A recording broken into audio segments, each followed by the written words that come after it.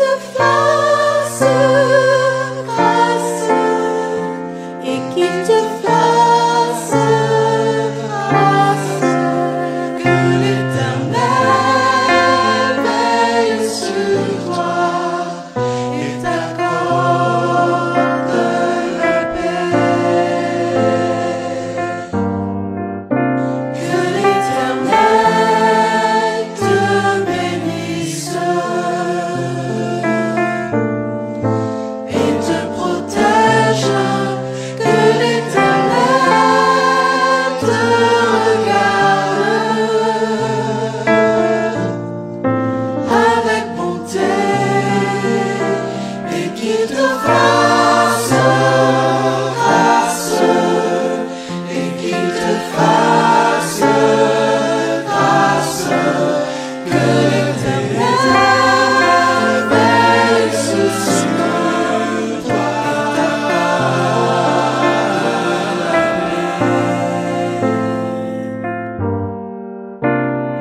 et qu'il te fasse grâce et qu'il te fasse grâce.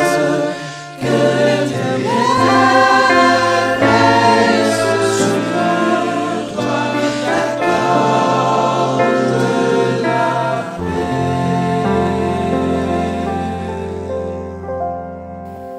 Merci Seigneur Jésus du fait que tu es notre sagesse, notre justice. Merci du fait que ton sang a payé pour moi, a payé pour nous, les élus, a payé pour les croyants et croyantes. Merci Seigneur. Merci Papa. Béni soit ton nom à toujours et à perpétuité. Amen. Jésus-Christ est ma sagesse, il éclaire mon chemin, et je marche en ma faiblesse, conduit par sa sûre main. Il éclaire mon chemin, il éclaire mon chemin, et je marche en ma faiblesse, conduit par sa sûre main. Jésus-Christ est ma justice, son sang a coulé pour moi. Je trouve en son sacrifice paix et pardon par la foi. Son sang a coulé pour moi, son sang a coulé pour moi. Je trouve en son sacrifice paix et pardon par la foi. Jésus-Christ me sanctifie, au divin c'est attaché. Je reçois de lui la vie qui m'affranchit du péché. À toi Jésus attaché, à toi Jésus attaché, je reçois de toi la vie qui m'affranchit du péché. Jésus en payant ma dette à grand prix m'a racheté, et déjà ma place est prête vers lui pour l'éternité. Jésus tu m'as racheté, Jésus tu m'as racheté, et déjà ma place est prête vers toi pour l'éternité.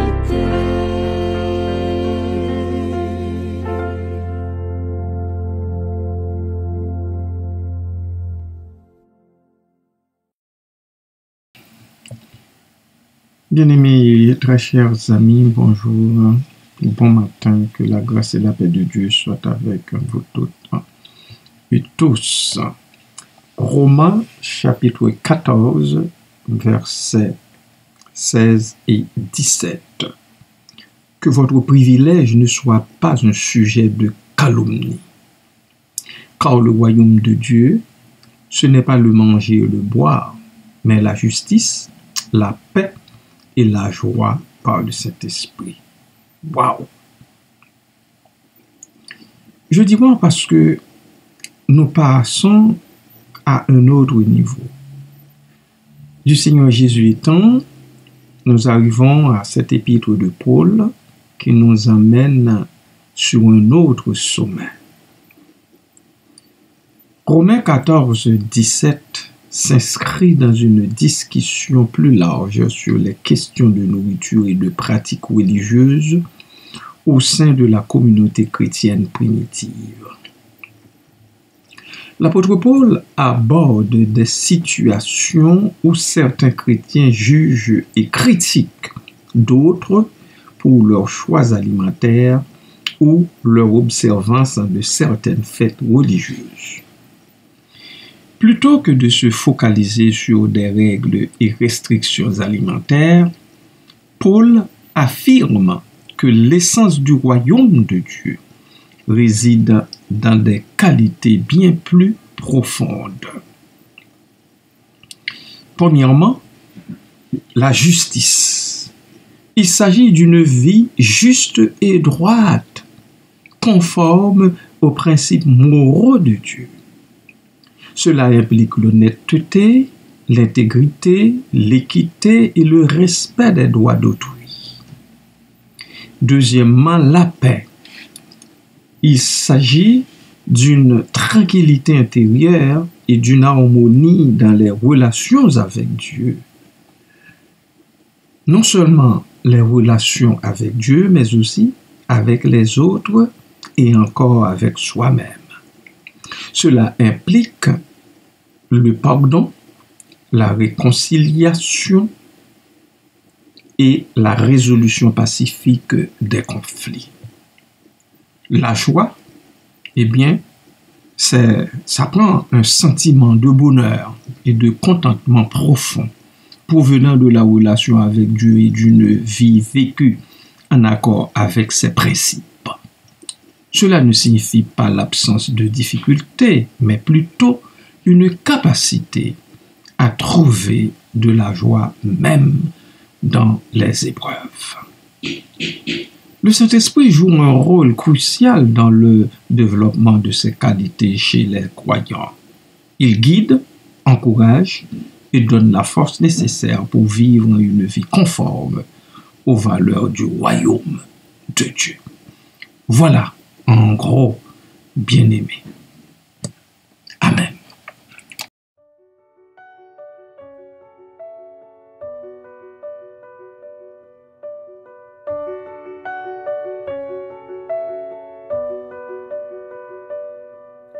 Cherchez d'abord le royaume de Dieu et sa justice,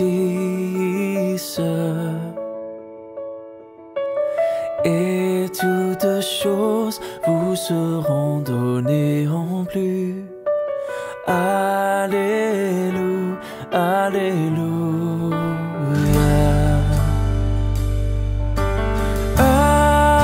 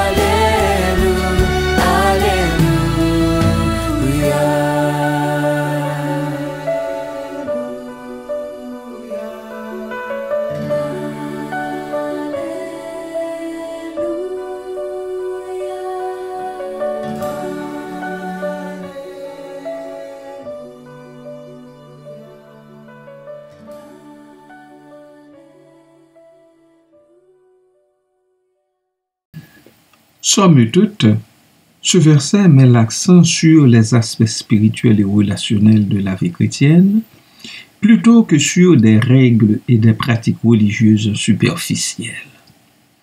Il encourage les croyants à cultiver la justice, la paix et la joie, guidés par le Saint-Esprit comme éléments essentiels de leur vie en Christ. Gardons-nous aussi de toute calomnie. C'est pas parce que on a un certain privilège et puis qu'on puisse se considérer comme ayant droit, comme quelqu'un qui peut calomnier comme bon cela lui semble et regarder les autres à un niveau inférieur. Non, gardons-nous de cela, bien-aimés de Dieu. L'apôtre encourage les croyants à cultiver la justice, la paix et la joie guidés par le Saint-Esprit, dis-je bien, comme éléments essentiels de leur vie en Christ. Quelques points importants à considérer. Liberté individuelle et respect mutuel. Paul ne prescrit pas de privilèges rigides concernant la nourriture ou les pratiques religieuses. Il encourage plutôt le respect mutuel et la liberté de conscience entre les croyants. Discernement et responsabilité, oui, bien sûr, il nous faut ces éléments-là. Ce sont des valeurs de grande importance. Il est important de discerner les convictions personnelles des obligations religieuses. La liberté ne doit pas servir d'excuse pour blesser la conscience d'autrui ou pour se soustraire à ses responsabilités envers Dieu et les autres. Le focus doit être sur l'essentiel. Ce verset nous rappelle que la vie chrétienne ne se résume pas à des détails et à des règles, mais à une transformation profonde du cœur et de l'esprit, guidée par l'amour de Dieu et le désir de vivre en accord avec ses principes. Ce verset a des implications profondes pour la vie quotidienne des chrétiens et chrétiennes. Il nous invite, premièrement, à examiner nos priorités. Donnons-nous la peine de cultiver la justice, la paix et la joie dans nos vies. Deuxièmement, à rechercher la direction du Saint-Esprit. Laissons-nous guider par l'Esprit Saint, l'Esprit de vérité, pour prendre des décisions sages et vivre une vie authentique en Christ. Troisièmement, il faut favoriser l'unité et le respect dans la communauté chrétienne. Cultivons le respect mutuel, bien-aimés de Dieu, et l'acceptation des différences au sein du corps de Christ en nous concentrant sur l'essentiel de la foi.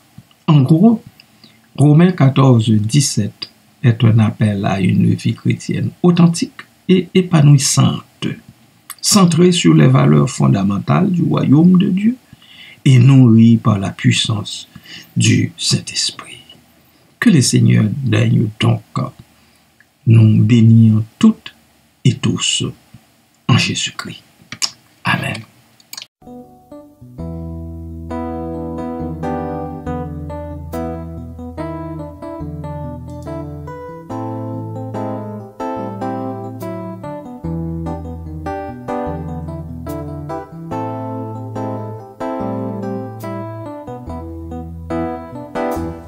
Tous unis dans l'esprit, tous unis en Jésus, tous unis dans l'esprit.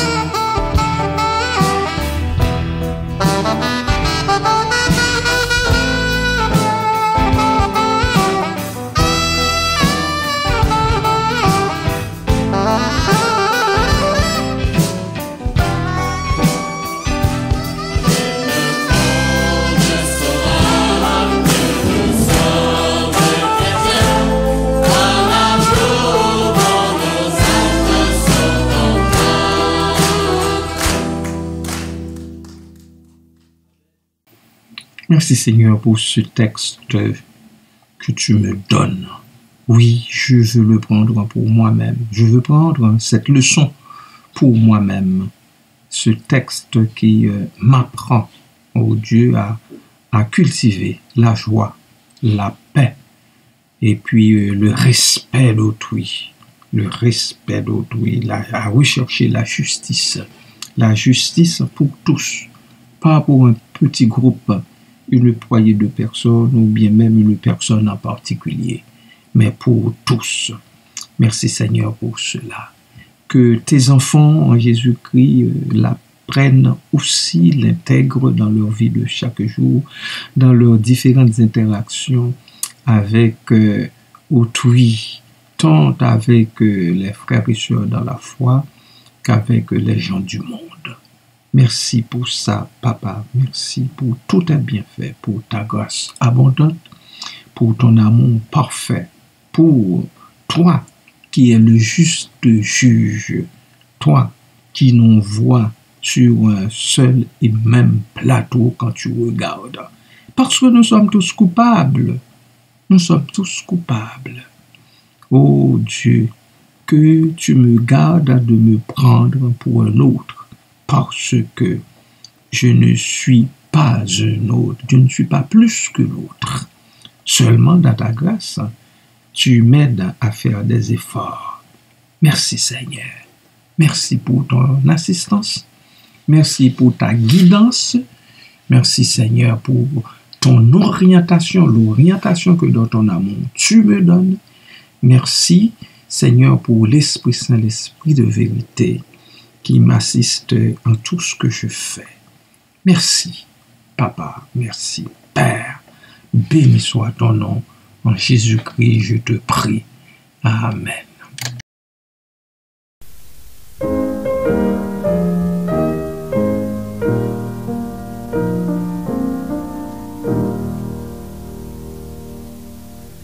L'Éternel te bénisse, l'Éternel te bénisse et te garde. Fasse lever la lumière de sa face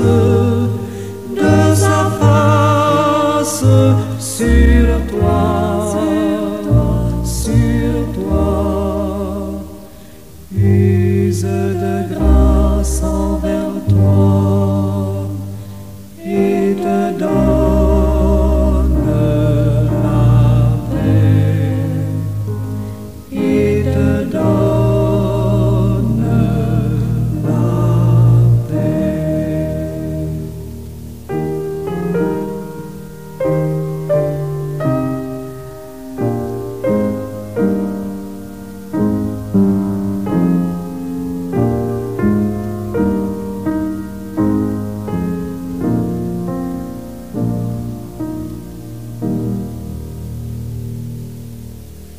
L'Éternel te bénisse, l'Éternel te bénisse et te garde. Fasse lever la lumière de sa face sur toi.